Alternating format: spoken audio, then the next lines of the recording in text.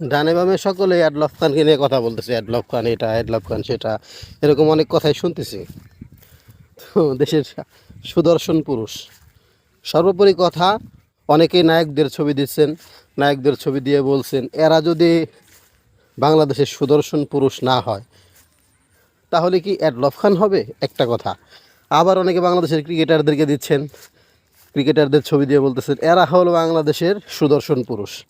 কিন্তু মুসলমান হিসাবে আপনি যদি দেখেন কোরআন এবং সুন্নাহ অনুযায়ী সুদর্শন পুরুষ কাকে বলে, আপনারা যদি একজন মানুষের দাড়ি মুখে আনার আগের ছবি এবং দাড়ি মুখে আনার পরের ছবি, এই দুইটা ছবি একত্রে রাখেন, দেখবেন কোনটা সুন্দর লাগে।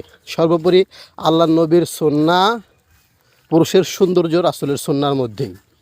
যে যেটাই বলেন, যারা পুরস্কার দিচ্ছেন তারাও যেই টাইপের, যারা পুরস্কার পাচ্ছেন তারাও সেই টাইপের, যার কারণে এখানে ওরকম কোরআন সুন্নাহর অনুযায়ী যে মানুষ পুরস্কৃত করবে না সেটা আমরা জানি। কিন্তু মুসলমান হিসেবে যেই পুরুষ দাড়িবিহীন সে কখনোই সুদর্শন পুরুষ হইতে পারে না, যেই পুরুষ দাড়ি ছাড়া সে কখনো সুদর্শন পুরুষ হইতে পারে না, এটা হলো বড় কথা।